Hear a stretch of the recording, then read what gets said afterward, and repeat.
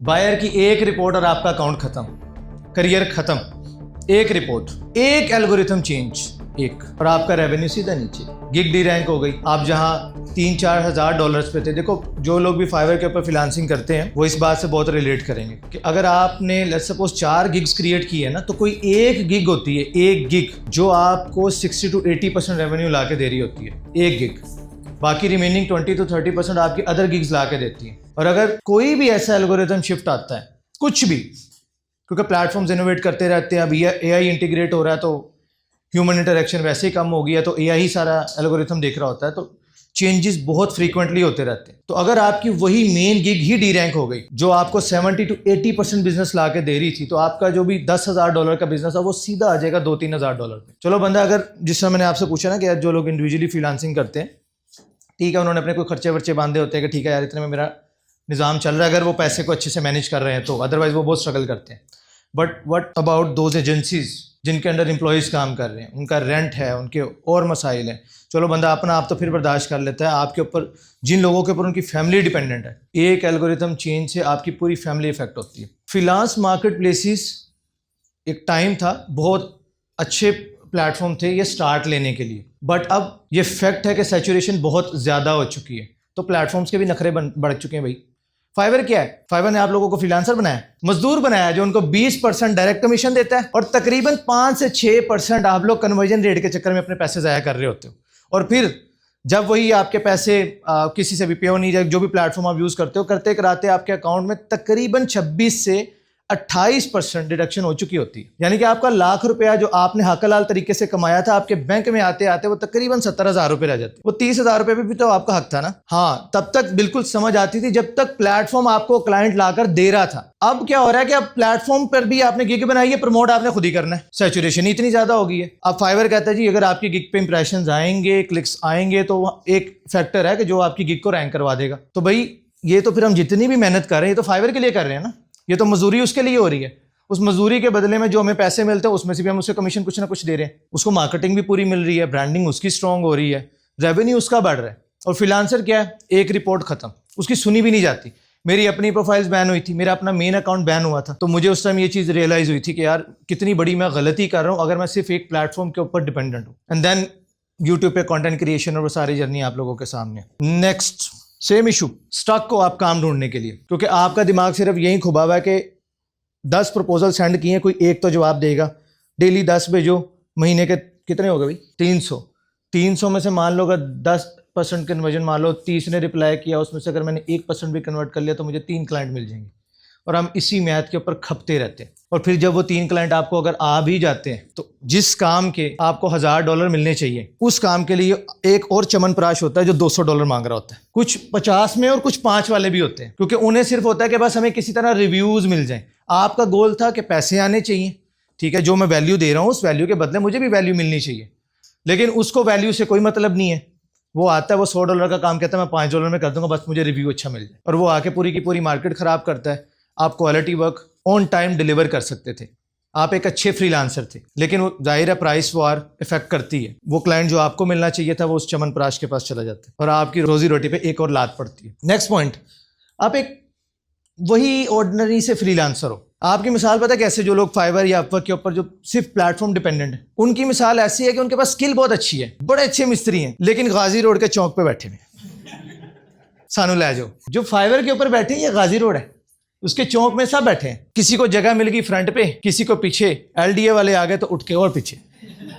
यही नहीं हो रहा, पहले फ्रंट पेज पे, फिर थर्ड पे, फिर पता नहीं किधर, बादशाह पे लब दे रहो। नेक्स्ट, प्राइस पावर, एक चमनप्राश, आपकी सर्विस लगी हुई $50 में, आपके हैं 100 रिव्यूज। सेम सर्विस वाला बंदा बैठा है $5 में, उसके हैं 500 रिव्यूज, तो आपके पास क्लाइंट नहीं आएगा। आपके पास प्राइस कंट्रोल उतना नहीं है। देखो यार, ये वैसे भी एक ह्यूमन साइकोलॉजी है, जब हम खुद किसी के पास चल के जाते हैं ना तो हम उसकी वैल्यू करते हैं, ऐसे ही है। लेकिन जब कोई हमारे पास खुद चल के आता है, क्या वैल्यू उसकी? यही चीज आपके साथ मार्केट प्लेसेस के ऊपर होती है, क्योंकि उधर आप लगे हुए हैं, बस ले लो ले लो ले लो, अपनी सर्विस बेचने पे लगे हुए, तरले लेने पे लगे हुए हैं। वो कह रहा है मेरे पास 10 और है, इधर तो एक आध की तो बात ही नहीं होती, 10 और 20 और 30 और, वो तो मुझे ये बिड कर रहा है, इतने बंदे मुझे इतनी बिड कर रहे हैं। अब तो ये रह ही नहीं गया कि मेरे पास एक और फ्रीलांसर है तुम 500 बोल रहे हो, वो 300 कह रहा है, वो कह रहा है मेरे पास इतने और प्रपोजल्स हैं, मेरे पास आए हुए हैं भाई, वो 300 200 250 वाले भी पड़े हुए हैं,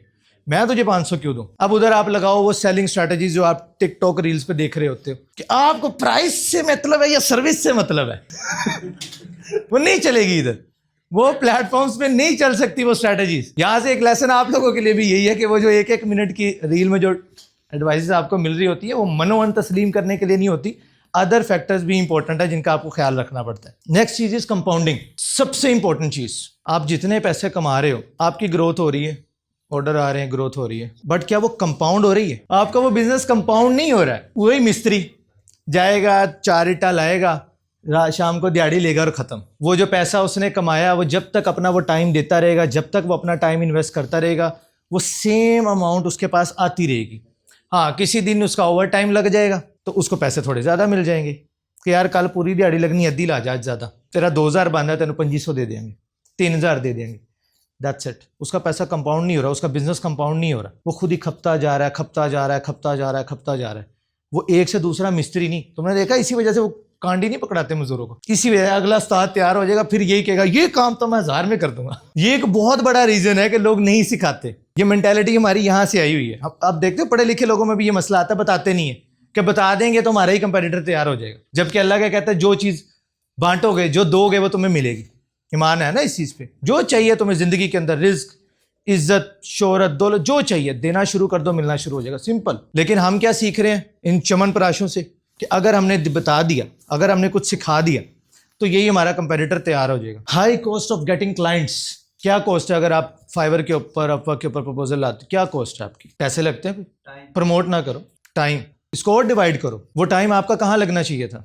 आपकी स्किल बिल्डिंग पे, नया सीखने पे, आपकी टीम बिल्डिंग पे, आपके बिजनेस डेवलपमेंट पे। किधर गया वो टाइम? सारा लग रहा है सिर्फ उस फाइवर की गिग को प्रमोट करने में, या पहले मैं 10 प्रपोजल डेली सेंड करता था, आज से 15 या 20 किया करूँगा। ना फैमिली का टाइम, कुछ भी नहीं, रोबोटिक लाइफ। ये है आपकी कॉस्टिंग। सिर्फ पैसे से ना खुद को तोलो कि कहीं पे अगर डायरेक्टली मेरा पैसा इन्वेस्ट हो रहा है तो बस वही कॉस्ट मुझे आ रही है। अगर आपका टाइम किसी गलत जगह इन्वेस्ट हो रहा है, और मजे की चीज, टाइम भी आपका पॉजिटिवली या नेगेटिवली कंपाउंड होता है। अगर आप अपना टाइम किसी ऐसे काम पे लगा रहे हो जिसने पॉजिटिव कंपाउंड आपको देना है, पॉजिटिवली उसका इफेक्ट आएगा, तो वो अच्छी जगह टाइम इन्वेस्ट हो रहा है, उसने लॉन्ग टर्म आपको कुछ बना देगा। बट अगर अपना टाइम आप किसी ऐसी जगह लगा रहे हो जहां पे आपको नहीं लगाना चाहिए था, तो वो जस्ट वेस्ट ऑफ टाइम नहीं है, वो नेगेटिवली कंपाउंड करेगा। जैसे कंपाउंडिंग आपको इस तरह आगे लेके जाती है ना, इसी तरह नीचे भी लेके आती है। एग्जाम्पल, जैसे आप जिम जाते हो, जिम में जो आप अपना टाइम लगा रहे हो, ये आप अपने टाइम को पॉजिटिवली कंपाउंड कर रहे हो, बिकॉज आप एक्सरसाइज कर रहे हो, आपकी बॉडी फिट हो रही है, आप लॉन्ग टर्म अच्छी हेल्थ एंजॉय करोगे। बट वहीं पर से वही टाइम आप जंक खाने पे, बगैर कुछ भी कचरा अपनी बॉडी में डालने पे लगा रहे हो, तब आप अपनी बॉडी को वो जो टाइम लगा रहे हो वो नेगेटिवली कंपाउंड होगा। बिस्तर पे 10 साल पहले पड़े होगे और हाय हाय हाय करके 15 साल में मरोगे। तो समझ आया कि नेगेटिवली टाइम कंपाउंड और पॉजिटिव टाइम कंपाउंड में क्या डिफरेंस होता है। ये उस पैसे से भी बड़ी कॉस्ट है जो आप प्लेटफॉर्म्स के ऊपर कर रहे हो। Next, lack of influence and trust. Obviously जब इतनी ज़्यादा सैचुरेशन है, अब इधर भी 100 रिव्यूज़ वाला बैठा है, इधर भी 100 रिव्यूज़ वाला बैठा है, तो अब हम कैसे क्रेडिबिलिटी डिसाइड करें? आप क्या ही इन्फ्लुएंस ला पाओगे अपने क्लाइंट के ऊपर, क्या इंपैक्ट डालोगे उसके ऊपर कि आप ऐसे क्या हो? आप कहते हो मैं इतना अच्छा काम, ये पोर्टफोलियो कहता है उससे अच्छा तो ये पड़ा। बहुत ज़्यादा लिमिटेशंस आ रही हैं because of saturation and all, और ये एल्गोरिथम चेंज। जाहिर है हर किसी ने पैसा कमाना है, फाइवर ने भी पैसा कमाना है, फिर ये प्रमोटेड गिग्स और ये सारी चीज़ें ले आया। अब क्या हो रहा है कि जिसके पास अच्छे पैसे हैं वो उस सर्विस के अंदर अपनी ब्रांडिंग और ज़्यादा अच्छे से स्ट्रॉन्ग कर लेता है, अच्छे क्लाइंट्स को गैदर कर लेता है। नए फ्रीलांसर्स के लिए मजीद अपॉर्चुनिटीज़ कम हो गई। सोल्यूशन, आपकी नज़र में सोल्यूशन क्या है? Personal branding. अब बात करते हैं पर्सनल ब्रांडिंग के benefits. So first is clients finds you, सबसे बड़ा फायदा। अब क्लाइंट जब आपके पास खुद चल के आएगा ना, वो आपके काम की भी, आपके टाइम की भी, और जो भी आपने उसे कोटेशन दी है उसकी, इन तीनों चीज़ों की वैल्यू करेगा। पैसा इधर बनेगा। मैं अपनी थोड़ी सी आपको एग्जांपल देता हूँ, मेरी जर्नी क्या रही है। Started with as an office boy, then एक जगह मैंने कैशियर के तौर पे काम किया और मैंने साथ साथ फ्रीलांसिंग शुरू की। फुल टाइम जिस वक्त मैं फ्रीलांसिंग में आया, जब तक तो मैं मेरी पहला अकाउंट मेरा बैन नहीं ना हुआ था, तब तक मुझे भी नहीं थी अकल आई। मेरा मेन अकाउंट था, मल्टीपल अकाउंट से। हाँ, मेरे लिए जो सबसे अच्छी चीज़ थी, या मैं अपने आप को बहुत जो होशियार समझता था, वो ये था कि मैंने अलग अलग अकाउंट्स बनाए हुए थे। कोई लेवल 1 पे था, कोई लेवल 2 पे था, तो मैं सोचता था बस मजानी लाइफ है। लेकिन फिर मुझे समझ आई कि 80% बिजनेस तो मेरा एक अकाउंट मुझे ला के दे रहा है। जब वो बैन हुआ तब अकल आई कि कितनी बड़ी गलती की मैंने। ये तो चलो मेरा फिर 20-30 बच गए, जो बैठे ही एक पे होते हैं उनका क्या होता होगा। और ये मैं बात कर रहा हूँ 2019 की, आज 26 है। तब ये प्रॉब्लम जितनी थी, तब तो आपको भी पता फ्रीलांसिंग पे उतनी अवेयरनेस, उतना कंटेंट उस हिसाब से नहीं था यूट्यूब के ऊपर। अब तो माशाल्लाह इतने उस्ताद हैं, पढ़ा रहे हैं, अब तो बहुत अवेयरनेस है, अब तो नखरे आ गए हैं। वो तो ये कह रहे थे, आपकी क्यों सुनूं मैं, अब तो नखरे आ गए माम के। पहले होता तो बस जी दस दो किवें कीता तुसी। You can make money fast. ये मजे की चीज है, मस्त पैसा ज्यादा कमा सकते हो भाई। वही same service, same time, same team, same efforts जो आप फाइवर पे करके $1000 पे, और अगर आप पर्सनल ब्रांड बना लेते हो, सेम चीज, कुछ एक्स्ट्रा नहीं है, कुछ भी एक्स्ट्रा नहीं है। कम से कम वो आपका $1000 का रेवेन्यू $2,000 से $3,000 पे जाएगा, कम से कम। ऑब्वियसली उसे बिल्ड करने पे टाइम लगता है, वो हम आगे बात करते हैं। ये कम से कम है, क्योंकि आपके पास अदर अपॉर्चुनिटीज ओपन हो जाती है। जब इंसान आपकी वैल्यू करके आता है ना, आपके टाइम की वैल्यू, आपका काम देख के आ रहा होता है, आपसे कनेक्ट करके आ रहा होता है, तो हम उसको मुंह मांगा दाम देते हैं। You get paid to find customer, है कि नहीं लिखता है? ऐसा नहीं है, सही लिखे हुए। जब आपने अपना पर्सनल ब्रांड बिल्ड किया, एक बार आपने एफर्ट की अपने कंटेंट के ऊपर, अब आपका क्लाइंट अपना टाइम इन्वेस्ट कर रहा है आपकी वीडियो देखने पे, अब आपका क्लाइंट अपना टाइम इन्वेस्ट कर रहा है आपके लिंक्डइन पोस्ट देखने पे, आपकी इंस्टाग्राम रील देखने पे। अब वो आपको ढूंढ रहा है। कैसे? एक वो फ्रीलांसर है जो वेला बैठा है, लेकिन एक वो फ्रीलांसर है जो आपके मोबाइल में बार बार दिख रहा है। फेसबुक एड्स, मेटा एड्स इन्हें भी आता है और मेटा एड्स मुझे भी आता है। आपको क्या लगता है कि वो क्लाइंट किसको हायर करेगा? क्योंकि जो दिखता है वो बिकता है, और जो ज्यादा दिखता है। You become a trusted leader, है कि नहीं? पता लगना चाहिए इस बात पे तो। बिकॉज कंटेंट क्रिएशन से या पर्सनल ब्रांडिंग से आप क्या कर रहे हो? You are showing rather than telling. आप दिखा रहे हो कि आप क्या कर सकते हो। ये बहुत इंपॉर्टेंट चीज है। चैट में लगे हुए हो, क्लाइंट को ले लिया गूगल मीट पे, उसके साथ आप बात कर रहे हो, मैं ये। और एक दूसरा फ्रीलांसर है जो बता रहा है, जो दिखा रहा है, ये देखिए जी, ये मैंने रिजल्ट्स जनरेट किए, ऐसे किए और इसलिए किए। उसने अपनी पूरी जर्नी दिखा दी। ऑटोमेटिकली ट्रस्ट उसी के ऊपर आना है। एक बंदा कहता है कि यार मैं बहुत अच्छी कुर्सियां बना सकता हूँ, कहता है ये बनी हुई भाई, ऐसी आपको मिल जाएगी, आप उससे खरीद लोगे। सेम साइकोलॉजी सेम है, बस थोड़े से नाम फैंसी हो जाते हैं जब ऑनलाइन चीजें आती हैं, बट साइकोलॉजी वही है। अगर आप ऑब्जर्व करो ना अपने इर्द गिर्द, जब आप बाइंग एंड सेलिंग कर रहे हो, लोगों का बिहेवियर नोट किया करो। एक सब्जी वाला भी आपको सिखा रहा होता है, वो धनिया क्यों फ्री देता है, मिर्ची एक्स्ट्रा डाल देता है। जो समझदार होता है वो तोल भी, कोई बात नहीं बाजी, खैर है, किलो का पूरा हिसाब नहीं करेगा, 2 प्याज एक्स्ट्रा डाल देगा। बहुत सारे लोग, ये जो आपके इर्द गिर्द के, आपके करियाना स्टोर वाला, आपके ये सब्जी वाला, आपके ये प्लम्बर, ये लोग, इर्द गिर्द का माहौल आपको बहुत कुछ सिखाता है, बट अपनी ऑब्जर्वेशन स्किल्स पे काम करो। अब हम बात करते हैं कि पर्सनल ब्रांडिंग है क्या। पर्सन एंड ब्रांड दो अलग अलग चीजें। पर्सन में खुद आपका नाम क्या? उस्मान। ये एक पर्सन है, इनकी अपनी कुछ इंटरेस्ट होंगे, इनको कुछ चीज़ें अच्छी लगती होंगी, कुछ नहीं लगती होंगी, इन्हें कुछ टाइप का कंटेंट कंज्यूम करना अच्छा लगता होगा, कुछ ऐसे टॉपिक्स होंगे जिनके बारे में इनको बात करना बहुत अच्छा लगता होगा, इनको कोई फेवरेट, इनका कोई स्पोर्ट्स हो सकता है, इनकी अपनी इंटरेस्ट है। तो ये है इनकी पर्सनल साइड। ब्रांड कैसे बनता है? ब्रांड बनता है कस्टमर से। मैं कुछ भी हूं, लेकिन अगर मुझे एक ब्रांड बिल्ड करना है तो मुझे लोगों के लिए कुछ तो वैल्यू प्रोवाइड करनी पड़ेगी ना, कुछ वैल्यूएबल लाना पड़ेगा, उनकी कोई प्रॉब्लम सॉल्व करनी पड़ेगी, तभी तो ब्रांड बनेगा ना। वरना पर्सन तो आप लोग हो ना, कोई शक नहीं है, तो वो तो ऑलरेडी हो। पर्सन से पर्सनल ब्रांड कैसे बनोगे? ब्रांड साइड वो है आपके कस्टमर की साइड, आपके क्लाइंट की साइड। और वो कैसे मिलती है? जब आप वैल्यू देते हैं। अब वो कैसे देंगे? सबसे पहले आपने अपनी पर्सनल साइड को थोड़ा डीपली डिस्कवर करना। ये आपको स्क्रीन दिख रही है? सबसे पहले अपने इंटरेस्ट देखो क्या है। ये बहुत इंपॉर्टेंट है, ये बहुत इंपॉर्टेंट चीज़ है। अगर आपने लॉन्ग टर्म सर्वाइव करना है ना पर्सनल ब्रांडिंग के अंदर, लंबा खेलना है, तो आपको अपने इंटरेस्ट को आइडेंटिफाई करना है। अभी हम निश पे भी जाएंगे कि अगर फॉर एग्जांपल, मैं अक्सर एग्जांपल देता हूँ, लोग बोलते हैं कि यार अपने इंटरेस्ट को देखो, अपने पैशन को देखो और अपने पैशन को फॉलो करो। अगर आपका पैशन सिंगिंग है, मैं अक्सर ये एग्जांपल कोट कर रहा हूँ, अब मैं गा के नहीं दिखाने वाला, और वो नहीं कोई सुनना चाहता ना आपको, तो आप कोई वैल्यू वहां पे ऐड नहीं कर रहे। तो अब आपको किसी भी चीज में इंटरेस्ट है, अगर वो किसी की लाइफ में वैल्यू ऐड नहीं कर रहा, तो वो सिर्फ आपका इंटरेस्ट है, उसमें लोगों को कोई इंटरेस्ट नहीं है। तो ऐसे इंटरेस्ट को साइड पे रखना है। देन आपका स्किल सेट, किन टॉपिक्स के बारे में आप पैशनेट अबाउट हो, किन चीजों के बारे में आपको सीखना अच्छा लगता है, आप लोगों से पूछ सकते हो। अब ये तो आपने कर लिया, ठीक है, अपने ऐसे लिस्ट बनाई मस्त सी, मेरे को ये पसंद है, ये पसंद है, ये पसंद है, ये पसंद है, ये पसंद है। बट हम कैसे पता करें कि हमने कंटेंट कैसा बनाना है कि जो लोगों को भी पसंद है? अभी हम ओवरऑल पर्सनल ब्रांडिंग की बात करें, एज अ फ्रीलांसर अभी इस पे आऊँगा कि क्या करना है आपने।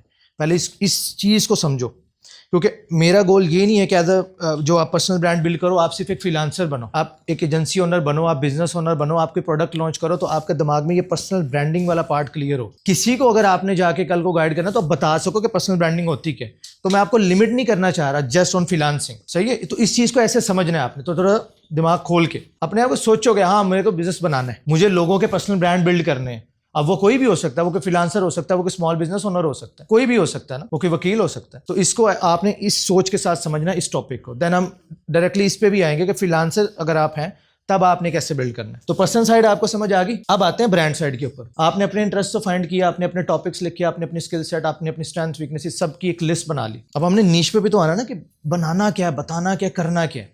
अब आपने डिस्कवर करनी है brand side, customer side. Park wheels का सबको पता होगा, सुनील मन साहब एक दिन बैठे, मेरी मैं अपनी स्टोरी करके समझा रहा हूँ, आ ना जाए टैग शैग आया कि डीएम है क्या बता। वो एक दिन बैठे और ऐसे सोच रहे कि मुझे क्या अच्छा लगता है। उन्होंने कहा हाँ मुझे गाड़ियों के बारे में बड़ा अच्छा लगता है, मुझे गाड़ी के हर मॉडल में इंटरेस्ट है, मुझे पता है इंजन की कितनी हॉर्स पावर होती है, ये वाला मॉडल स्पीड में अच्छा है, ये कंफर्ट में अच्छा है, सेडान इसलिए लेनी चाहिए, एसयूवी इसलिए होनी चाहिए। पूरी उन्होंने लिस्ट बना ली। तो उन्हें पता लगे यार कार्स के लिए मैं क्रेजी हूँ भाई। तो ये उन्होंने अपनी पर्सनल साइट पर डिस्कवर कर ली। अब वो ये सोच रहे हैं यार अगर मुझे वीडियो बनानी हो तो मैं किस चीज़ पे बनाऊँ, या मुझे अगर कोई प्रोडक्ट बनाना है, कोई प्रॉब्लम सॉल्व करनी तो किस चीज़ पे। तो अब उन्होंने सोचा कस्टमर वाली साइड पे। उन्होंने सोचा यार मसला क्या क्या आता है लोगों को गाड़ी में। जो उनके दिमाग में पहला मसला सबसे पहले आया वो था यार लोगों को बाइंग एंड सेलिंग में बड़ी इशू होती है। इधर उधर से जाते हैं, डीलरों के हाथों खज्जल होते हैं, तो अक्सर उनके साथ फ्रॉड हो जाता है, चीज़ अच्छी नहीं मिलती। तो मैं एक प्लेटफॉर्म बना देता हूँ जहाँ पे आके लोग बाइंग एंड सेलिंग कर सकते हैं। और उन्होंने उसके ऊपर वीडियोस बनाना शुरू कर दी। लोगों की प्रॉब्लम थी कि हाँ यार बाइंग एंड सेलिंग में इशू आता है। तो उन्होंने कहा देखो बाइंग एंड सेलिंग करते हुए आपने इन चीज़ों का ख्याल रखना है,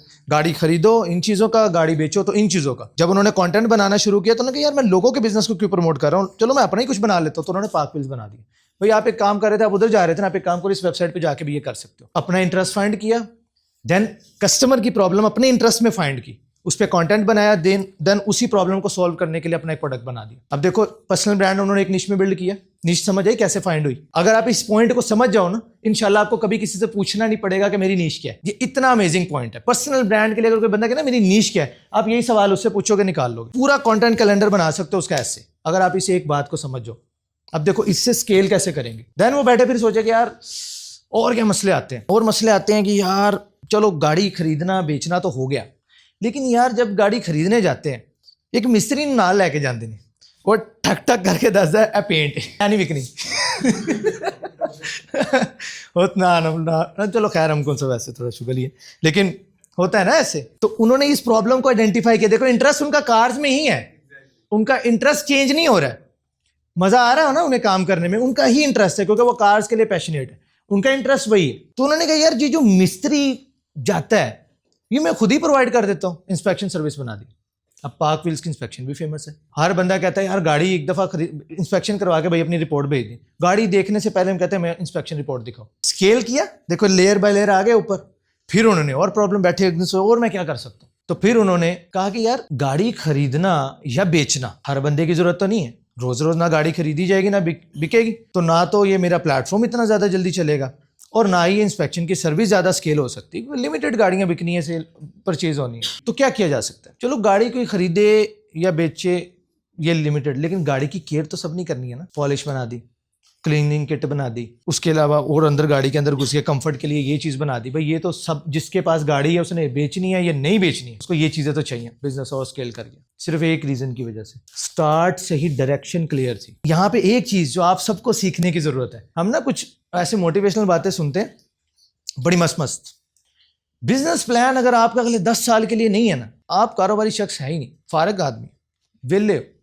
ये आप लोगों के लिए कॉम्प्लीमेंट कर रहा हूँ, वो इतना बुरा नहीं बोलते। तो आपके पास कम से कम 10 साल का बिजनेस प्लान होना चाहिए। ऐसे ही है अक्सर हम ये चीज़, नहीं 5 साल का नहीं है, ये नहीं है तो वो नहीं, और इस चक्कर में हम स्टार्ट ही नहीं करते। और स्टार्ट करने बैठते हैं तो बस ये डायरी पकड़ी, पहले मेरा कारोबार ये, फिर ये, और फिर ऐसा स्केल होगा, फिर ये होगा, फिर ये होगा, फिर ये होगा, फिर और हाँ पूरी लिस्ट बनाते हैं। और जब बारी आती है एग्जीक्यूशन की तो हम अपने ही थॉट्स प्रोसेस के अंदर फंस के रह जाते हैं। एक टर्म होती है एनालिसिस लीड्स टू पैरालिसिस, हाँ जी वो वाली। बहुत ज़्यादा सोच के आप अपने सोच के अंदर इतना गुम हो जाते हो कि आपके जो वो एक्शन टेकिंग एबिलिटी होती है, सारी एनर्जी आपने थिंकिंग में लगा दी होती है, एग्जीक्यूशन के लिए आपके पास एनर्जी बचती नहीं है। जब आपने स्टार्ट लेना है अपना एंट्री बैरियर कम से कम रखो, ज़्यादा सोचना नहीं, बहुत ज़्यादा नहीं सोचना, ओवर थिंक नहीं करना चीज़ों को। अपना स्टार्टिंग पॉइंट जितना ज़्यादा इजी रखोगे, जितने बैरियर्स अपने लिए कम बनाओगे, आपके लिए एग्जीक्यूशन उतनी ही ज़्यादा फास्ट हो जाएगी। और बिजनेस सोचने से नहीं, एग्जीक्यूशन से बनता है, ये चीज़ें में रखनी है। एग्जीक्यूशन, आइडिया क्या, नथिंग, कर लो कॉपी। मैं जो वीडियोज़ बनाता हूँ बना लो, मुश्किल है, बनाओ। बिजनेस मॉडल क्या है, फनल मेरा क्या है, सबके सामने, ओके बनाओ। मतलब मैं वैसे कह रहा हूँ, अल्लाह माफ करे, तकब्बुर में नहीं कह रहा, मैं समझाने की घर से कह रहा हूँ। कोई मुश्किल नहीं है, आजकल किसी की कोई चीज़ क्या छुपी हुई, सारा बिजनेस सबके सामने, बनाओ। क्यों नहीं बना पाते? एग्जीक्यूशन। फर्स्ट 4 months फ्रीलांसिंग करते हुए जब मैंने यूट्यूब स्टार्ट किया, मतलब मेरे यूट्यूब के पहले 4 महीने एक दिन भी ऐसा नहीं था जिस दिन वीडियो नहीं गई थी, एक दिन भी मिस नहीं किया। एंड उसके बाद 2023 तक हर ऑल्टरनेट डे पे कंटेंट गया। 2023 तक, 2019 से मैं कंटेंट बना रहा हूँ। कितने साल हो गए? वही हो गए, 5 साल हो गए। 5 साल तक कंसिस्टेंसी के साथ एग्जीक्यूशन पे। वीडियो चल रही है, वीडियोस बन रही हैं, वीडियो नहीं चल रही तब भी बन रही है। तो एग्जीक्यूशन वाली साइड बहुत इंपॉर्टेंट है। तो ये समझ आ गई पर्सनल साइड क्या होती है, ब्रांड साइड क्या है, और निश कैसे फाइंड करनी है। आज के बाद किसी को प्रॉब्लम हो, कोई बंदा आपके पास आ जाता है, यार मैं पर्सनल ब्रांड बिल्ड करना चाहता हूँ, क्या आप उसकी हेल्प कर सकते हो उसकी निश फाइंड करने में? समझ आ रही? ये तो होगी overall personal branding. As a freelancer हम क्या कर सकते हैं? 3 बातों का आपने ख्याल रखना है, 3 पॉइंट्स, बस ये 3 सिंपल पॉइंट्स हैं। WHW, what, how and why. What, क्या किया, देन हाउ, कैसे किया, देन नेक्स्ट व्हाई, क्यों किया। I am a video editor, मैंने अपने क्लाइंट का ये प्रोजेक्ट किया, व्हाट, दिखा दिया, क्या किया, कैसे किया, मैं गया प्रीमियम ने प्रोजेक्ट वो इंपोर्ट किया, उसके बाद इसकी ऑडियो ऐसे सेट की, कलर ग्रेडिंग ऐसे डा डा डा डा। नेक्स्ट व्हाई, ऐसे क्यों किया, साइकोलॉजी ये लगाई, यहाँ पे हमने एंगेजमेंट का ख्याल रखते हुए ये सारी चीजें की। आपने क्या किया दिखा दिया, हाउ कैसे किया ये भी दिखा दिया, एंड देन क्यों किया। ये जो क्यों वाला पार्ट है, पहले 2 पार्ट आपको व्यूज ला के देंगे, एंड द नेक्स्ट जो क्यों वाला पार्ट है ये आपको क्लाइंट ला के देगा, क्योंकि क्लाइंट उस क्यों में ज्यादा इंटरेस्टेड है। फॉर एग्जांपल, अगर मुझे एक एडिटर हायर करना हो, एक बंदे ने मुझे अपना सिर्फ काम दिखाया, दूसरे बंदे ने अपना पूरा प्रोसेस दिखाया, वो अपना माइंडसेट बता रहा है मुझे कि यार मैं इस माइंड से जब एडिट करने बैठता हूं, मेरा माइंडसेट ये होता है इस एडिट के पीछे। किसको हायर करना चाहिए मुझे? जिसका वाई स्ट्रॉन्ग है, जिसने अपने वाई को क्लियर किया हुआ है कि ये काम मैंने क्यों किया। अब बात आती है नेक्स्ट पॉइंट, अब आपको ये बड़ा अच्छे से समझ आएगा। Distribution channel. डिस्ट्रीब्यूशन चैनल क्या है? देखो, आपने प्रोडक्ट बनाया ना, तो कहीं ना कहीं सोचोगे ना कि इसको दराज पे बेचूं, डोलमन मॉल में जाके स्टॉल लगा दूं, कोई दुकान ले लेता हूँ मेन बाजार में जाके, इचरे में कोई फट्टा लगा लूँ। कहीं तो प्रोडक्ट दिखाना होगा ना, कहीं तो जाना, कोई तो डिस्ट्रीब्यूशन चैनल होगा ना जहाँ से मुझे क्लाइंट आएगा, कोई रास्ता तो देना ना उसको, घर में रख के तो चलेगा नहीं। तो वो डिस्ट्रीब्यूशन चैनल डिसाइड करना। अब ये बड़ी मजे की चीज़ है। किसी के जेहन में ऐसा सवाल आता है कि आपके जेहन में अगर आए, फॉर एग्जांपल अगर मैं आपसे पूछूं आपको पर्सनल ब्रांड बिल्ड करना है, आपके लिए कौन सा बेस्ट प्लेटफॉर्म है? आपको उस प्लेटफॉर्म पे उस डिस्ट्रीब्यूशन चैनल को चूज करना है जहां आपका कस्टमर है। इतनी समझ आ गई?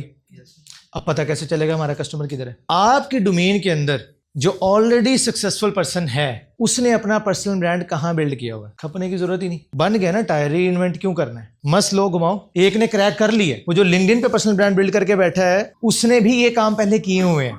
उसने रिसर्च करके, बहुत सोच के, बहुत जगह गलतियां करके, उसने यूट्यूब भी ट्राई किया होगा, उसने इंस्टा भी ट्राई किया होगा, उसने टिकटॉक भी ट्राई किया होगा, इतनी जगह खप के आया होगा, फिर जाके उसने फाइनल किया मुझे लिंक्डइन पे पर्सनल ब्रांड बिल्ड करना है। वो सब कर रहा है, अब आपको क्यों करना है? वो जो कहते हैं ना कि अक्सर कोई बोलता है कि यार अगर मैं इस जगह पे 5 साल में आया हूं ना, तो आप अगर मेरी ये बात मान लो आप 2 साल में कर सकते हो। लोग कहते लो आप तेरे 5 साल लगे, सानू 2 की में लगेंगे। भाई वो आपको बता रहे हैं कि क्या नहीं करना। अगर आप वो नहीं वाली चीज छोड़ो, 3 साल बचेंगे आपके। सोचो अगर आप पहले यूट्यूब पे जाओ और आपको पता चले कि मैंने 1 साल यहाँ पे मेहनत कर ली, इतना कंटेंट बनाया, लेकिन मेरी ऑडियंस इधर थी ही नहीं, और ये आपको 1 साल बाद पता चला जाया हो गया। फिर आप गए इंस्टाग्राम पे, फिर आप उधर खपे, साल उधर गया, 2 गए, फिर गए टिकटॉक, 3 फेसबुक, 4 पता लगा लिंक्डइन मेरे लिए अच्छा था। एक को पता चला यार मैं यहाँ से हो आया तो मेरे लिए तो फेसबुक अच्छा था, मेरे लिए इंस्टाग्राम अच्छा था। तो अब वो अपने एक्सपीरियंस से बता रहा है if you are a web developer so LinkedIn choose करें। आपके जो मैं 5 साल में जहां पहुंचा हूं, आप 2 साल में पहुंच जाओगे।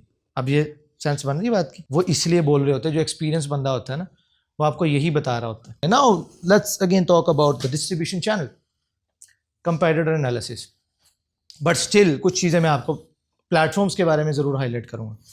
लिंक्डइन तो यार आप लोगों को सबको पता है कि ज़्यादातर प्रोफेशनल यूज़ के लिए होता है, मेजॉरिटी। बट अभी लिंक्डइन भी अपनी थोड़ी गेम चेंज कर रहा है, तो वहाँ पे ऑलमोस्ट सभी फ्रीलांसर्स जाते हैं और अपना पर्सनल ब्रांड बिल्ड करने की कोशिश करते हैं। But as a video editor मुझे लिंक्डइन पे ज़्यादा फोकस्ड रहना चाहिए, या इंस्टाग्राम और मे बी यूट्यूब, क्योंकि वीडियो से रिलेटेड काम है ना मेरा, मुझे अपना काम अगर वो मुझे व्हाट हाउ एंड वाई को क्लियर करना है, लिंक्डइन पे ज़्यादा डिफिकल्ट होगा। लिंक्डइन अभी आपको उतनी उस वीडियो पे रीच नहीं देगा क्योंकि वहां पर लोग इस तरह की चीज़ें देखने के लिए नहीं आते हैं। बट इंस्टाग्राम अगर आपने एक रील डाली वो मिलियंस में रीच जा सकती है उसकी, उन मिलियंस में से आपके क्लाइंट भी होंगे, रीच चली गई ना। ये भी आपने साथ साथ देखना है कि आपके लिए प्लेटफॉर्म कौन सा बेहतर हो सकता है। फिर इंस्टाग्राम, यूट्यूब, इसको भी आपको देखना पड़ेगा। अगर आप लॉन्ग टर्म गेम चाहते हो ना, सही मज़े वाली, कि आपकी फेस वैल्यू भी बने, लोग आपकी वैल्यू करें और आप क्वालिटी ऑडियंस की तरफ जाना चाहते हो और आपका जो पर्सनल ब्रांड है वो वीडियोस के थ्रू जाएगा, तो फिर आपको मैं यूट्यूब रिकमेंड करूंगा। रीच के लिए बेस्ट है शॉर्ट फॉर्म कंटेंट, बुरा नहीं है, मैं भी बना रहा हूँ भाई, उसके अलग फायदे हैं, उस पर भी आते हैं। बट अगर आपको ट्रस्ट बिल्ड करना है, जल्दी बिल्ड करना है, जल्दी से मुराद है कि अगर आप 50 रीलें डालो वर्सेस 10 लॉन्ग डालो, तो मैं कहूँगा 10 लॉन्ग डालो। बेशक 100 व्यूज आएंगे लेकिन वो 100 को आपका चेहरा जरूर याद होगा। देन यूट्यूब, क्योंकि कोई कंपैरिजन नहीं है। रील्स में इतनी स्पीड से स्क्रॉलिंग हो रही है, इतनी स्पीड से स्क्रॉलिंग हो रही है कि आप आते हो, आपका तो बस जी मेरा ये वो कहते चल भाई। बट यूट्यूब पे बंदा बड़ा सोच समझ के आपकी वीडियो पे क्लिक करता है। पहले थंबनेल पे आपकी शक्ल देखता है, फिर आपका टाइटल देखता है, फिर सोचता है कि ये 3 वीडियोस ऊपर एक है एक नीचे है, मोबाइल की फीड, इस पे क्लिक करूं, उस पे करूं या इस पे करूं। इतना डिसीजन ले, मेरे बहुत क्विक होते हैं बट वो डिसीजन ले रहा है, उसे कोई फोर्स नहीं कर रहा है कि भाई यूं क्या आ गया अस्सलाम वालेकुम आज की, नहीं है। उधर आप वो क्लिक कर रहा है, वो चूज कर रहा है आपको कि मुझे इसको देखना है। वो तीनों में से किसी को नहीं जानता है बट उसका दिमाग कह रहा है कि यार इतना हसीन चेहरा, यही है वो, उस पर वो क्लिक कर रहा है। तो कितने जगहों पे उसने मतलब खुद डिसीजन लेके उसने आपको चूज किया। फिर अगर आपने वो कंटेंट के अंदर वो वैल्यू दी जो आपने उसको थंबनेल एंड टाइटल पे प्रॉमिस की थी, अब वो आपकी वीडियो को देखेगा, देखता रहेगा और आपने वो वैल्यू प्रॉमिस कर दी तो आपने उस बंदे को जीत लिया। वो बंदा आपका क्लाइंट भी हो सकता है, वो बंदा आपका कस्टमर भी हो सकता है। जो कंपाउंडिंग वाली मैंने बात की ना कि नेगेटिव पॉइंट्स के अंदर के कंपाउंड नहीं होता पैसा, ग्रोथ नहीं है, पैसे कम बनते हैं, लेकिन पर्सनल ब्रांडिंग में कंपाउंड भी होते हैं, पैसे भी ज़्यादा बनते हैं। भाई कैसे बनते हैं? अब ये सवाल था आपका मुझसे पूछने वाला, कैसे ऐसे बनेंगे भी बताता हूँ। So treat your content as your product. अब ये पानी की बोतल भी है, इसको बेचने से पहले कितना सजाया उस बंदे ने, देखो इसको, इसकी पैकेजिंग, पानी की क्वालिटी का ख्याल, कैप ऐसे चूड़ीदार रखो यार वाला कितना कुछ सोचा उसने, और उसने अपने इस प्रोडक्ट को डिज़ाइन किया, पैकेज किया और फिर मार्केट के अंदर पेश किया। तो वो जो बात थी ना क्वालिटी ऑफ कंटेंट, वो शायद हम सोचते हैं कि कैमरा से आएगी, अच्छी लाइटिंग, नो डाउट ये मैटर करते हैं, ऐसा नहीं है। कंटेंट डालने से पहले खुद से पूछ लो मेरी ये वीडियो कोई क्यों देखेगा। मैंने इस वीडियो में प्रॉमिस किया है कि मैं आपको पर्सनल ब्रांडिंग सिखाऊंगा आज, तो क्या मेरी ये सारी मेहनत या जो भी चीजें मैंने की उससे वो सीख के जाएगा कि नहीं? अगर आंसर आता है यस, पोस्ट इट। अगर आंसर आता है नो, प्रोडक्ट में थोड़ी सी कमी है, उसको बेहतर करने की जरूरत है। सब खाना टेस्ट करते हैं, ईमानदार रहें खुद से। अगर नहीं रह सकते, बाइज हो जाता है ना इंसान, तो फिर फीडबैक ले, पूछो यार ये मैंने वीडियो बनाई, बताओ इसके अंदर क्या आपको अच्छा लग रहा है, क्या बुरा लग रहा है, क्या चीज़ अट्रैक्ट करी, क्या नहीं कर रही। एनालिटिक्स तो आपको बताता है, लेकिन इन पर्सन फीडबैक बहुत इंपॉर्टेंट होता है। अपने दोस्तों से पूछ सकते हो, मजाक उड़ाएंगे उड़वाओ, कोई बात नहीं, मेरे भी होता था यार, डीट नहीं बनना पर यार मननी भी है फीडबैक लें और अपने उस प्रोडक्ट को और बेहतर बनाएं। अब मैं ये क्यों कह रहा हूँ कि आप अपने कंटेंट को प्रोडक्ट की तरह ट्रीट करो, क्योंकि आपका कंटेंट आपको क्लाइंट एंड कस्टमर दोनों ला के देता है। ये है पैसे वाली बात। एज अ फ्रीलांसर हमें हमारी कुल कायनात ये लगती है कि बस क्लाइंट आएगा, हमें एक प्रोजेक्ट मिलेगा और हम मस्त मस्त पैसे कमाएंगे। जितनी देर प्रोजेक्ट आता है उतनी देर हम पैसे कमा लेते हैं। कोई थोड़ा सा 1.5 आना बनता है, 4 बंदे ज़्यादा रख लेता है, लाख आता है, 20 इसको दिया, 10 इसको दिया, 70 खुद रख लिया। ठीक है, उसका भाई कमा रहा है, वो लेके आ रहा है, ओके फाइन। ज़्यादा से ज़्यादा उसकी शानपत्ती ये होती है और वो लगता है कि मैं बिजनेस पर्सन में ग्रो कर रहा हूँ। नहीं यार, नहीं कर रहे। अब आते हैं भी वो जो पैसे ज़्यादा बनेंगे, जल्दी बनेंगे, कंपाउंड होगा, ब्रांड बनेगा, ये होगा वो होगा कैसे? पैसे ज़्यादा बनेंगे कैसे? तो अब आइए फल खाने की बारी। जब आप पर्सनल ब्रांड बिल्ड करते हो, आपको सिर्फ क्लाइंट ही नहीं, आपको कस्टमर भी मिलते हैं। ये बात अगर आपके पल्ले पड़ गई, बड़े पैसे कमाओगे। मैं बता रहा हूँ, मैंने भी कमाए अल्हम्दुलिल्लाह, मस्त पैसे आएंगे। पहले इस डिफरेंस को समझते हैं। क्लाइंट कौन होता है? क्लाइंट वो होता है जो आपकी सर्विस बाय करता है आपसे। एक तो मैं अपने एडिटर से बड़ा इंप्रेस हूँ बार बार एडिटिंग की एग्जांपल आती है, चलो इसी को लेके चलते हैं। आप एक वीडियो एडिटर है, क्लाइंट आपसे आपकी सर्विस बाय करेगा। यार ये मेरी 10 वीडियोज़ है, मैं चाहता हूँ कि आप एडिट कर दें। ये हो गया आपका क्लाइंट। फ़ायदा, मोटा पैसा आता है। नुकसान नहीं कह सकते, लेकिन इस पर इन्वेस्टमेंट है आपके टाइम की। बट उसके बाद आपको पैसे भी अच्छे मिलते हैं। एक और साइड है, वो है कस्टमर साइड। जो आपको देख रहे हैं ना on Instagram, on YouTube, on LinkedIn, वो सिर्फ आपका क्लाइंट आपको नहीं देख रहा, आपके कस्टमर्स भी आपको देख रहे हैं। अब आपके कस्टमर्स कौन है? बासी भाई मुझे भी सिखा दें। वो आपके क्लाइंट नहीं है, वो आपके सर्विस में इंटरेस्टेड नहीं है, वो इसमें इंटरेस्टेड नहीं है कि आप क्यों कर रहे हो, वो इसमें इंटरेस्टेड है कि आप कैसे कर रहे हो, how.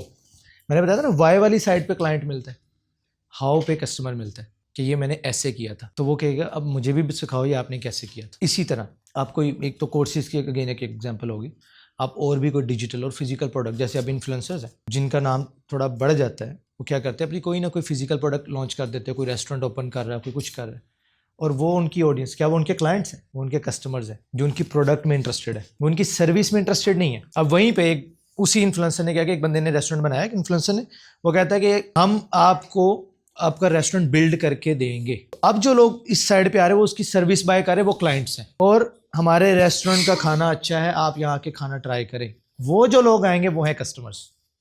So client and customers clear हो गया। तो जब भी आप कंटेंट बना रहे हैं, इस चीज़ को जहन में रखना है कि आपने अपनी क्रेडिबिलिटी पे काम करना है। आप उस पर क्वांटिटी पे नहीं भागोगे, जस्ट रैंडम कोई ट्रेंड पकड़ा बस वीडियो बना दी, इस पे नहीं जाना आपने, अपने क्वालिटी पे फोकस करना है। आपको 10,000 फॉलोअर्स या 10 लाख फॉलोअर्स नहीं चाहिए, 4-5 हज़ार फॉलोअर्स से भी अच्छे पैसे बन सकते हैं। तो उस बंदे की बात हो रही है जिसकी क्रेडिबिलिटी है, और आपने बिल्ड करनी भी तो है ना। अगर आप नए भी हैं तो आपने हमेशा उस स्टेज पे तो नहीं रहना, आपने इंशाल्लाह आगे ग्रो करना है। तो जब आपने अपनी क्रेडिबिलिटी को पकड़ के रखा होगा, इसको नहीं छोड़ना, तो आपको क्लाइंट भी मिलेंगे, आपको कस्टमर भी मिलेंगे, अच्छा पैसा कमाओगे। और फिर अदर वेज है, पेड प्रोग्राम्स बहुत सारे हैं, जैसे यूनिवर्सिटीज़ इनवाइट कर देती है मुझे कि यार आप पैसे ले लो, आ जाओ। नेक्स्ट, ब्रांड डील्स, अलग अलग ब्रांड्स आते हैं, एक बार नाम ले लें वीडियो में, या हमारी इस चीज़ पे वीडियो बना दें, या ये चीज़ें कर दें।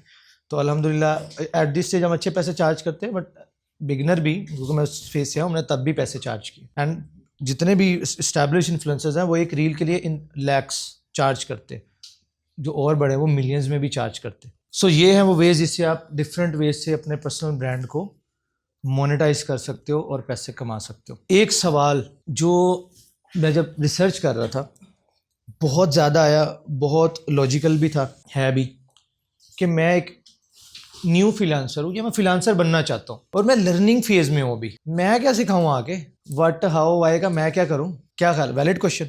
किस को लगता है इस क्वेश्चन को आंसर होना चाहिए? सभी को लगता है। ये बहुत ही इंपॉर्टेंट है कि मैं तो नया बंदा हूँ ना, तो मैं क्या सिखाऊं? तो आपको किसी ने कहा कि पर्सनल ब्रांड बिल्ड करने के लिए आपको कुछ सिखाना ही होता है। हमजा भट्टी को जानते हैं, ट्रैवल के शौक है, फूड ब्लॉगिंग के थ्रू पूरा कर रहे हैं, वो ट्रैवल भी कर रहे हैं, फूड ब्लॉगिंग भी कर रहे हैं। कुछ सिखाते हैं। गंजी स्वैग क्या सिखाते हैं? मिस्टर बीस्ट अंग्रेजी टच क्या सिखा रहे हैं आपको? एंटरटेनमेंट से याद आया, ये जो हमारे व्लॉगर्स हैं क्या सिखा रहे हैं आपको? बट उनका ब्रांड तो है। एक चीज़ तो समझ आई कि पर्सनल ब्रांड बिल्ड करने के लिए कुछ सिखाना जरूरी नहीं है, लेकिन क्योंकि हमने जिस ऑडियंस को टारगेट करना है, उधर पढ़ी लिखी समझदार पैसे वाले वहाँ पे उनको टारगेट करना है, तो उन्हें इंप्रेस तो करना है ना। तो फिर हम ऐसा क्या करें? तो सिखाना कुछ नहीं है, जस्ट डॉक्यूमेंट योर जर्नी। यार एक्सपर्ट मतलब स्टार्ट करने के लिए आपको एक्सपर्ट बनना या वो क्लेम करना जरूरी ही क्यों है? आप सीख रहे हो ना, अभी मेटा एड सीख रहे हो, तो डालो ना अपनी जर्नी, मैं कैसे सीख रहा हूँ, आप उसमें भी कर सकते हो। व्हाट हाउ एंड व्हाई कैसे बताता हूँ, व्हाट क्या सीख रहा हूँ, मेटा एड्स, हाउ कैसे सीख रहा हूँ, ये है वो यूट्यूब चैनल। व्हाई, बिकॉज इसका आगे ये फ्यूचर होने वाला है, मैं ये चीज प्रेडिक्ट करके मुझे यहाँ पे ये जॉब क्रैक करनी है, मैं इसलिए सीख रहा हूँ। व्हाट हाउ एंड व्हाई समझ आई? व्हाट हाउ एंड व्हाई एक एस्टैब्लिश फ्रीलांसर के लिए भी, जो हमने पहले भी बात की, और वही व्हाट हाउ एंड व्हाई एक स्ट्रगलिंग फ्रीलांसर के लिए भी, जो बच्चा अभी सीख रहा है। अब चाहे आपको फ्रीलांसिंग करनी है, आप कहीं पे जॉब क्रैक करना चाहते हो, आपने कोई बिजनेस करना है, आप कुछ वो करना चाह रहे हो, बना सकते हो अपना ब्रांड। कंटेंट की समझ आ रही? डॉक्यूमेंट करनी है जर्नी, उसमें देखो डॉक्यूमेंट में क्या कर रहे हो बताओ, कैसे कर रहे हो बताओ, क्यों कर रहे हो बताओ। थोड़े कम टॉपिक बट काफी टॉपिक्स। तो जब भी आपको कोई ऐसे कि यार पहले हम एक्सपर्ट बनेंगे फिर हम सिखाना शुरू करेंगे, ऐसे नहीं करना। आप अपनी डॉक्यूमेंट जर्नी को डॉक्यूमेंट करना शुरू करो। लेकिन कल को हमें क्लाइंट्स मिलेंगे, कस्टमर्स मिलेंगे, सवाल है ना, बिल्कुल मिलेंगे। ये था स्टार्टिंग पॉइंट। अब बातें हैं अगले 10 साल वाले प्लान पे, वो कैसे बनाना है। अब आप मेटा एड्स पे हो, आप सीखना डाल रहे हो, भाई मैं क्या सीख रहा हूँ, मैं मेटा एड सीख रहा हूँ, और आपने उस पर कंटेंट बनाया कि ठीक है कैसे सीख रहा हूँ यार, मैंने HB सर्विसेज देखा आपने। तो उसके बाद मैंने Damini Indian creator, one of my favourite content creator वो है, इसमें WS क्यूब टेक है, मैं उन्हें बहुत देखता हूँ। उमर तस्कीर साहब जो, हाँ वहीं से है, उमर तस्कीर जो है वो हो गए, तो उनको मैं देख रहा होता हूँ इस चीज़ में अपडेट्स हैं और सारी चीज़ों के लिए। तो अब मैं बता रहा हूँ कि मैं कहाँ से सीख रहा हूँ, यहाँ से सीख रहा हूँ, मैंने क्या सीखा। आज मुझे बहुत अच्छी चीज़ पता चली कि यार मेटा एड्स में वीडियो एड्स भी चलते हैं। मुझे नहीं पता था इस चीज़ का, तो मैंने आज ये सीखा। और मैंने एक और चीज़ मजे की सीखी कि यार एड्स में जो आपका कंटेंट है वो बहुत इंपॉर्टेंट पार्ट है और उसके अंदर एक हुक वाली चीज़ होती है। अगर आपका हुक स्ट्रॉन्ग होता है तो आपको कन्वर्जन्स अच्छी आती है, क्योंकि रीच अच्छी मिल जाती है। और क्योंकि हुक अच्छा है उसके आगे आपने सीखा फिर वैल्यू भी उतनी देनी है। ऐसा नहीं है कि बस थंबनेल पे एक दिन रातों रात पैसे, मतलब रात को समय पैसे कमाएं, ऐसे वाली थंबनेल लगा देंगे तो वो नहीं बनेंगे ना पैसे, तो फिर वो बंदा आपकी वीडियो छोड़ के कहीं और चला जाएगा। इसलिए आपने इस चीज़ का भी ख्याल रखना है कि क्लिक बेट और इस तरह की चीज़ें नहीं, कि सिर्फ हुक इंपॉर्टेंट नहीं, आगे वैल्यू भी, कि जो हुक में चीज़ बोली है क्या वो वैल्यू मिल रही है। ओके हाँ, ये चीज़ मैंने सीखी।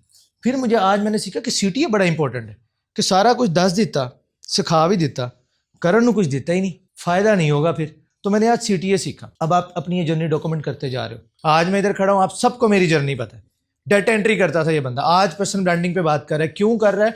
फ्रॉम जीरो हमने इसे देखा है, इसने यहाँ से बिल्ड किया है, आज 3 मिलियन प्लस की इंटरनेट पे कम्युनिटी बना के बैठा हुआ है इन फ्रीलांसिंग। अल्हम्दुलिल्लाह, क्रेडिबिलिटी तो दिखा दिया ना, बोलने की जरूरत ही नहीं है। समझ रहे हो बात? दिख रही है लोगों को कि क्या किया है इसने। तो आप फिर इस स्टेज पे आ गए जहाँ पे आपके पास क्लाइंट्स भी होंगे, एक टाइम आएगा, और आपके पास कस्टमर्स भी होंगे, जहाँ पर वो लोग भी होंगे जो आपकी सर्विसेज भी बाय करना चाहेंगे, वो लोग भी होंगे जो आपसे सीखना चाहेंगे। बहुत सारे मतलब प्रोडक्ट्स के आइडियाज़ है। अगर सिर्फ डिजिटल प्रोडक्ट्स की बात की जाए, you can create courses, presets, as an editor, बहुत सारी चीज़ें करनी। अब AI आ गया, उससे आइडियाज़ ले सकते हो। मेरा ये स्किल सेट है, मुझे प्रोडक्ट्स बनाने, फिजिकल और डिजिटल में मुझे एग्जाम्पल में क्या कर सकता हूँ, आइडियाज़ दो, बहुत सारी चीज़ें आप कर सकते हो। तो फिर आप वहीं पर पहुँच जाओगे। सो पर्सनल ब्रांडिंग क्लियर हो गई। एज अ बिजनेस ओनर अगर आपको पर्सनल ब्रांड बिल्ड करना समझ आ गई कैसे होगा, एज अ फ्रीलांसर भी अगर आपको पर्सनल ब्रांड बिल्ड करना आपको समझ आ गई कैसे होगा, अगर आप एक एस्टैब्लिश फ्रीलांसर है आपको समझ आ गई कि पर्सनल ब्रांड मुझे कैसे बिल्ड करना है, आ गई व्हाट, हाउ एंड आ गई हुई। और अगर आप एक न्यू फ्रीलांसर है या आप अभी अपने लर्निंग फेज में है, आप फ्रीलांसिंग के लिए कोशिश कर रहे हैं, आपकी जॉब के लिए, आपके बिजनेस के लिए, उसकी समझ आ गई कि पर्सनल ब्रांड कैसे बिल्ड होना है। Thank you so much, that's all from my side. अब इंशाल्लाह हम Q&A सेशन करते हैं। लास्ट ईयर 2025 में तकरीबन 9 लाख बायर्स ने फाइवर प्लेटफॉर्म को लेफ्ट कर दी। भाई वो तो चले गए, लेकिन इन बेचारे फ्रीलांसर्स का क्या? बोलो आप लोगों के साथ ज्यादती हुई या नहीं हुई? फिर अपवर्क के ऊपर आपकी प्रोफाइल्स का बैन हो जाना, गिग का D रैंक हो जाना, एक बायर की रिपोर्ट, वो भाई बैठे पीछे हाथ खड़ा करें जरा, अकाउंट बैन हो गया एंड बिजनेस जीरो। ये सभी प्रॉब्लम्स हैं अगर आप प्लेटफॉर्म बेस्ड फ्रीलांसिंग करते हैं, चाहे आप फाइवर पे काम कर रहे हैं, चाहे आप अपवर्क पे काम कर रहे हैं। अगर 2026 को आपने अपना साल बनाना है तो आपको प्लेटफॉर्म बेस्ड फ्रीलांसिंग से निकलकर पर्सनल ब्रांडिंग पर फोकस करना है। तो फिर इन सभी प्रॉब्लम्स का सॉल्यूशन क्या है? अगर आप फ्रीलांसर हो तो आपको 2026 में इस CME कम्युनिटी को ज्वाइन करना है। यहाँ पर आपकी 3 प्रॉब्लम्स को सॉल्व किया जाएगा। Number 1, personal branding. Personal brand build करके आप डिफरेंट मल्टीपल चैनल्स क्रिएट कर सकते हो अपने क्लाइंट्स को अट्रैक्ट करने में। Number 2, selling. देखो यार, अगर आपको बेचना नहीं आता तो आपके पास अगर आपके पास हीरा भी हो तो वो भी नहीं बिकेगा। तो सेलिंग सीखना बहुत इंपॉर्टेंट है। थर्ड चीज इज कम्युनिकेशन। मेरा आप लोगों से एक सवाल है, अगर आप लोगों की इंग्लिश कम्युनिकेशन अच्छी हो जाए, राइटिंग भी, वर्बल भी एंड नॉन वर्बल भी, तो आपका रेवेन्यू कितने एक्स से ग्रो कर सकता है? एटलीस्ट जो भी आपके दिमाग में नंबर है, 2x और 10x और मिनिमम 2x आपका रेवेन्यू इंस्टेंटली ग्रो कर सकता है। और आप लोकल क्लाइंट से निकलकर इंटरनेशनल क्लाइंट्स को टारगेट कर सकते हो, जहां पर रियल में आपके पैसे बनेंगे। यहां पर आप portfolio building, personal branding, selling and communication, ये सब चीजें सीखोगे। और ये एक कम्युनिटी है, यहाँ पर आपको इन जैसे सियाने माशाल्लाह समझदार बच्चे मिलेंगे। इसी तरह मेरे साथ 3 और एक्सपर्ट्स हैं जिनके लाइव लेक्चर्स यहाँ पर आपको वीकली मिला करेंगे। ये कोई कोर्स नहीं है, यहाँ पर कोई रिकॉर्डेड चीज नहीं है, इट्स अ कम्युनिटी जहाँ पर मैं भी आप लोगों के साथ इंगेज कर रहा हूँ, आप लोगों को गाइड कर रहा हूँ। और अगर आप भी एक एजेंसी ओनर है या आप एक एस्टैब्लिश फ्रीलांसर है तो आप भी दूसरों की हेल्प कर रहे हैं। तो ये एक कम्युनिटी है। बट एक चीज का ख्याल रखना है, इस मंथ की जो सीट्स की लिमिट है वो है 120 ऑलरेडी हो चुकी हैं, 80 सीट्स आर लेफ्ट। तो अगर आप ज्वाइन करना चाहते हो तो भाई जरा फटाफट कर लीजिएगा, क्योंकि ये माशाल्लाह ये भी बशिंदे बैठे हैं। सो यार देख लो, it's a once in a life opportunity. ये अभी मजा आया आज के सेशन का? जरा सेशन का फीडबैक देना, कैसा लगा आज के सेशन? मजा आ रहा है? सीख रहे हो? वैल्यू मिल रही? आप भी यहाँ आ सकते हो। तो ये जो फ्रीलांसर हमारी वीडियो देख रहा है, इसको किस कम्युनिटी को ज्वाइन करना चाहिए?